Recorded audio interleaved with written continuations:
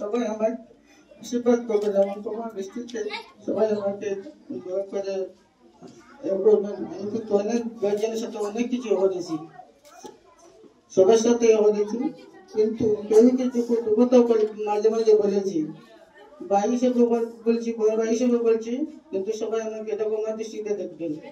আর স্যারেরা তাদের সাথে আমি অনেক কিছু লঙ্ঘন করেছি, কিন্তু এটা আমাদের যদি কোনো ভুল ত্রুটি হয়ে থাকে ক্ষমা দৃষ্টিতে দেখে নেবেন। আমি সবার জন্য, সবাই আমার জন্য একটু আশীর্বাদ করবেন, আমি যেন সুস্থভাবে থাকতে পারি।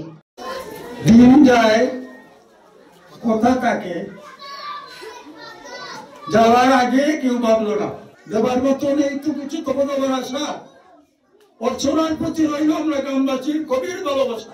যেখানেই যাও, যে অবস্থায় থাকুক, আল্লাহ যেন তাকে মঙ্গলে রাখে এবং আল্লাহ যেন তারা সুস্থভাবে রাখে, এই কামনাই করি। উনি যেমন এই স্কুলে 2 যুগের বেশি ছিলেন, আমার সাথে সম্পর্ক মনে হয় 2 যুগের অধিক, কারণ ওনাকে এর আগেও আমি চিনি। এখানে আমার যেহেতু সেকেন্ড টাইম চাকরি, এর আগেও আমি যখন ছিলাম তখনও ওনার সাথে আমার কথাবার্তা হইতো, এবং এইবার সেকেন্ড টাইমে যখন এখানে উপজেলা শিক্ষা অফিসার হিসাবে আসছি, তখন তো ওনাকে প্রায় সময় ওনার সাথে দেখা হইতো। উনি এর আগে আমি যতটুকু আমার মনে পড়ে, উনি যখন এই স্কুলে আসতেন নৌকা দিয়েই আসতেন, এবং এখনকার মতো এই রাস্তাঘাট এত ভালো ছিল আমার যতটুকু, কারণ এর আগে যখন আসতেন নৌকাতে নামতেন, এরপরে আসতেন 2-1 বার নৌকাতে ওনার সাথে আমার দেখা সাক্ষাৎ যে হয় নাই তা না। দিদির পদাঙ্ক অনুসরণ করে আমরা যারা শিক্ষকতায় এই মহান পেশায় আছি, আমরা যারা দিদির মতো এভাবে ভালোবাসায় সিক্ত হয়ে আজকে সবাইকে নিয়ে উনি চলেছেন। এই অচিন্তপুরকে অনেক কিছু দিয়েছেন। অর্চনা ম্যাডাম অত্যন্ত কোমল মনের একজন মানুষ, উদার মানুষ এবং খুবই সামাজিক একজন মানুষ।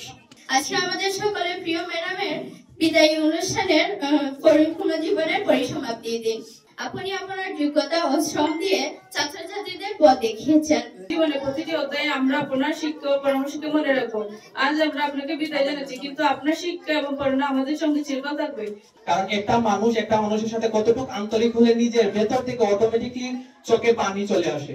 তো ম্যাডামের কাছে আমরা প্রাক্তন শিক্ষার্থী হিসাবে বিনীত অনুরোধ, আমাদের গ্রামের কোনো গার্জিয়ান অথবা ছোট বড় যেই যাই হোক না কেন, আপনার সাথে যদি কোনো সময় গার্জিয়ান হিসেবে স্কুলে এসে উচ্চ সুরে কথা বলে থাকে অথবা ঝগড়া বা এনিথিং কোনো কিছু কইরা থাকে, আপনার কাছে আমরা বিনীত অনুরোধ, আমরা প্রাক্তন শিক্ষার্থী হিসাবে আমাদের সবাইকে আপনি করুণার দৃষ্টিতে দেখবেন।